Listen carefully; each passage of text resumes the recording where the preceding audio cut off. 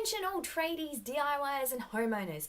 Picture this, brand new bathroom floors and walls being torn down and reworked simply because the certifier did a routine inspection and realised your bathroom is not to the new code. Sounds crazy, right? If you want a stunning step-free entrance to your shower, a spacious streamlined bathroom design, and don't want the costly mistakes and delays, stay tuned. Not only will we be talking you through what to look out for, we also have a nifty checklist you can download for free and use for your build. Hi everyone, if you're thinking of building or renovating, then this is the place to be. I am Nikki and tonight we'll be talking all about the new Australian rules and regulations that relate to building and renovating bathrooms. And to be perfectly honest, it took a lot of time and energy to read through everything. But thankfully, I did that so you don't have to. Updates like this usually only happen every few years, but occasionally we have a big overhaul. And that's what's happened here, which is probably why there are so many issues.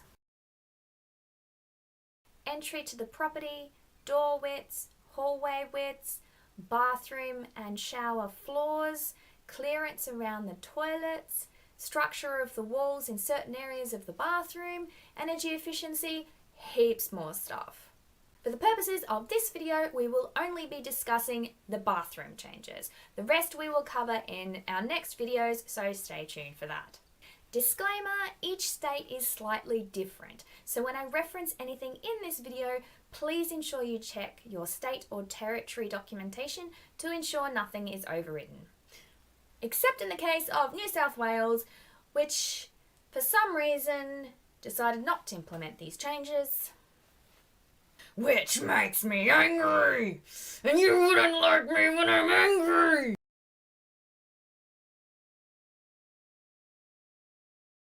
For all new Class 1 houses, at least one sanitary compartment located on the ground floor or entry level of a dwelling must be compliant. And at least one shower must be compliant. As per the regulations, a sanitary compartment is any room containing a toilet. So this bathroom isn't a sanitary compartment, but this is.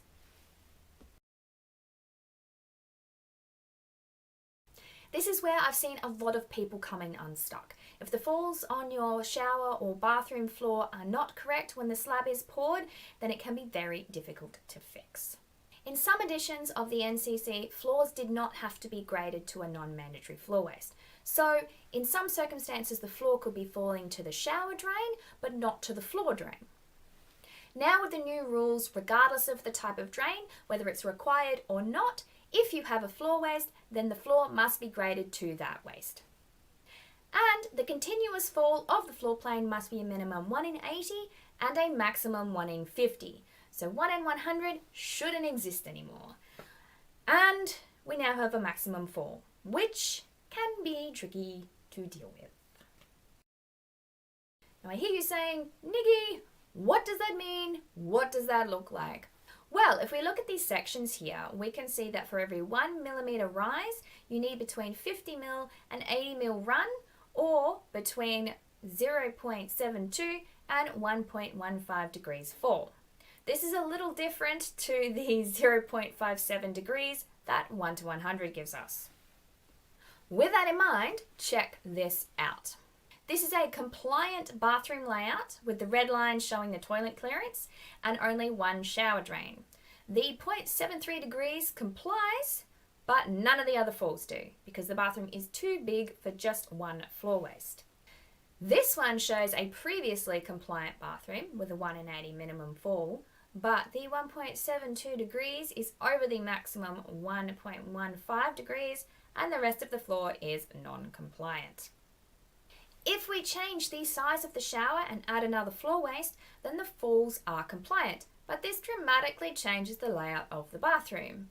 And there is now not enough room around the toilet, making the bathroom no longer compliant. Thankfully, there are several ways to achieve the required falls and only one shower in the home is required to comply.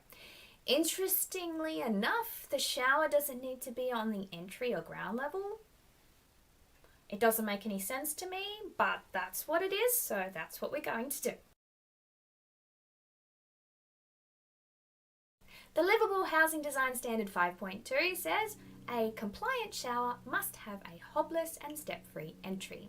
An optional lip of not more than 5 mil in height may be provided to retain water. In the Queensland Development Code 4.5, there are several acceptable solutions to achieve this. You can have a water bar, an angle lip, channel drain with or without a deflector. This brings me to what I think is the easiest solution and my usual go-to. Here we have a shower channel at the entry to the shower that has a 1 degree fall within the shower and throughout the rest of the bathroom. 1 degree is in the middle of the required range, meaning there is some room for tolerance. It is in one direction, making it easier to lay tiles, and there is less cutting of tiles. And if you locate the shower screen like this, then you can eliminate the need for a deflector, water bar or angle, making cleaning easier. Here is another alternative with an additional floor waste. Unfortunately, channel drains like this only work if you haven't poured the slab yet, or you are willing to hack up your entire floor and rework it. In some circumstances, that just wouldn't be possible. Click like button, please. Usually, as people get older, their mobility decreases. With decreased mobility becomes a more likelihood of falling. And we can all agree that falls are bad, except if you're this guy. If you have a physical disability, then your mobility could also be impaired.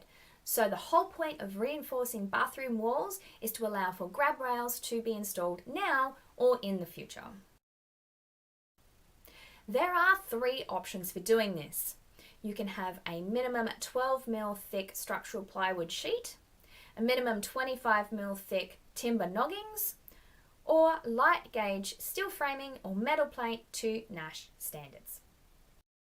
Just a note, you do not need this bracing if the walls are masonry or concrete or any other material capable of supporting a grab rail. So where does this reinforcement go? Well, it needs to be around your toilet, your shower, and sometimes your bath. This is where the stud reinforcing needs to be on the wall to the side of the toilet, and here is the back. You can have windows and cavity sliding doors in these zones, and you can have the toilet away from the corner of the room, but there are some additional rules associated with that. Just FYI, here is the alternative if you wanted to use a sheet.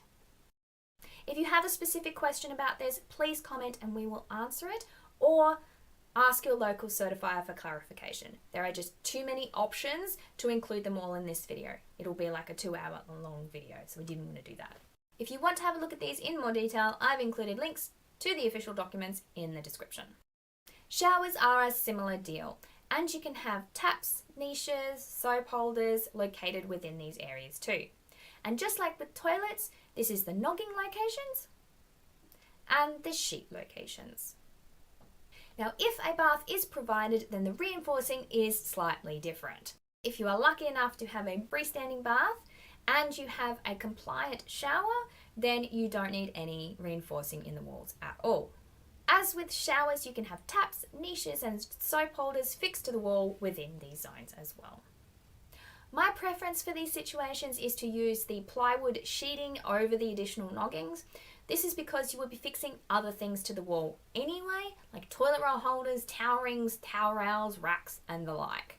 If you have a big sheet to fix to, then it makes it more structurally sound, it makes it easier to fix things wherever the heck you want, and they will be more stable. This is especially true if you have kids who like to hang off of things. I speak from experience.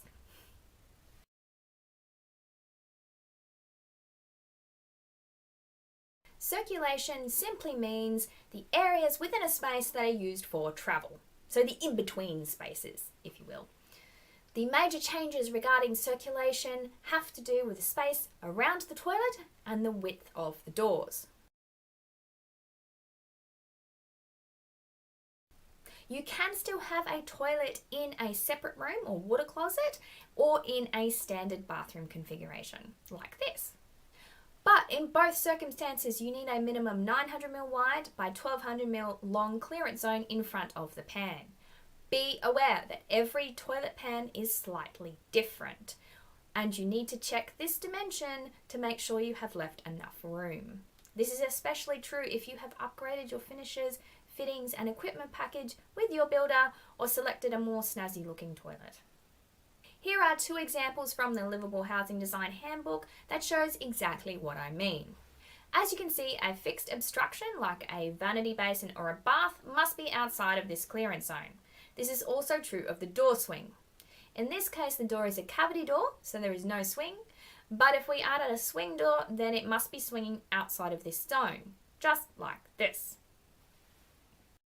Skirtings, architraves, toilet roll holders, door stops can all be within this clearance space. And there are several reasons why these rules have come into play. One is it makes it easier for people to transfer from using a walker or another aid to the toilet. Another is to make it easier for unconscious person to be picked up from this space. If someone has fallen over for any reason, they would likely be slumped over or on the floor. If the door to the bathroom swings inward, then you would likely hit them trying to get in the room, if you can even get in at all.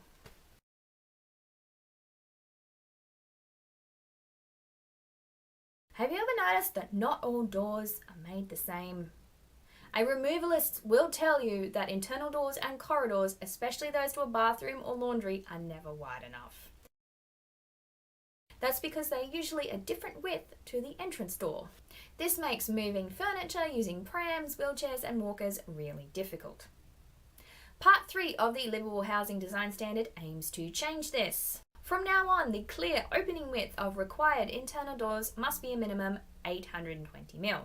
Now, clear opening is different to frame opening, as you can see here. Essentially, this measurement takes into account how much usable circulation space there is once the door is open. Now, you don't have to do this for every internal door. I do recommend it. In fact, I think it should be an 850 clearance, but you know, we can't have everything. But the places that you must have it are to the compliant room with the toilet, the room containing the compliant shower, which could be the same room as the toilet or a different room, and all internal doorways that connect to or are in the path of travel to these rooms. The door thresholds also need to be level or have no more than 5mm height difference or a compliant rant threshold. No stairs!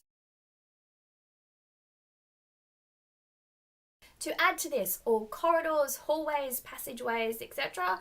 connected to any of these doors or required rooms must be at least 1 meter wide from finish wall to finish of wall. This is a minimum and does not take into account any turns, so please be careful that you allow enough room to get your furniture around corners. Also, power outlets, skirtings, architraves, picture rails, door stops are excluded from this, and door hardware may encroach into this space too. So you're thinking of renovating your bathroom and you have no idea what new rules apply and what don't. Well, thankfully, if you live in Queensland, the Queensland Development Code have made it really clear.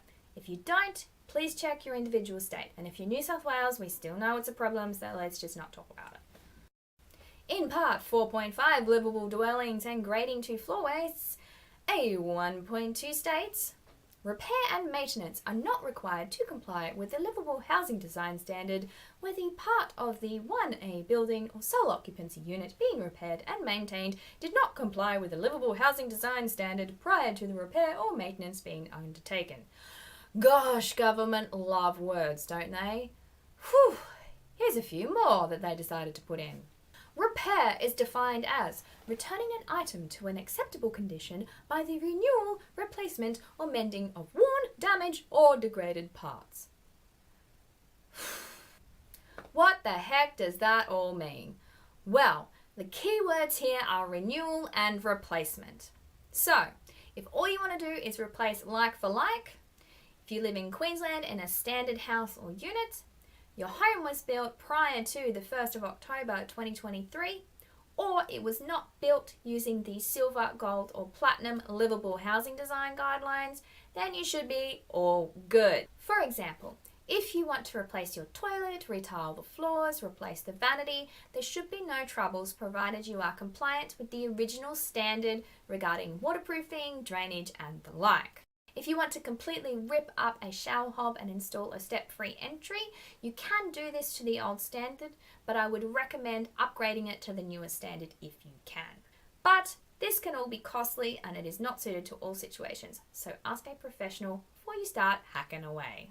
As I said before, the keywords are renewal and replacement. If you are building a whole new bathroom, say a new extension attached to your existing house, then it will need to be compliant with the new rules, as it is a brand new bathroom and nothing is being replaced or renewed. Now let's say your home did previously comply with the Liveable Housing Design Standard. Then what? Well, the Queensland Development Code, A1.1a, says you must comply with H8P1 and H8D2, but it does include some additional common sense exclusions. Additional circulation space is not required if the room size needs to be increased in order for that to comply. So example, if you are removing a wall between a toilet and a bathroom, then it might need to comply if there is enough room. But if you're not moving any walls and there is clearly not enough room to comply, then you don't have to. Wall reinforcing for grab rails is not required if you are not exposing the structure of the wall. So if you're exposing the wall framing in the shower to put a shower niche in and you are not exposing the wall around the toilet, then you will need to add the reinforcing to the shower, but not around the toilet. In my opinion, if you can do it, you might as well, but it's up to you. Minimum door opening requirements are not needed unless the door is being demolished. Just a reminder that only one sanitary compartment and one shower needs to be compliant. This was filmed in 2024, so if you are viewing this in the far future, like in 3 years' time, which is when they usually update the NCC, then please check to ensure this information is still current. Hopefully by that stage, New South Wales have actually sorted their stuff out and come on board. Hopefully. If you've got no idea about any of this and I've still completely bamboozled you with all of this stuff, go to an independent certifier to get them to check your drawings before you start building.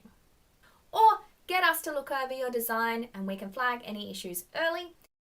Thank you for joining us. I hope this has been helpful. I am Nikki, CEO and founder of Totally Wicked Group.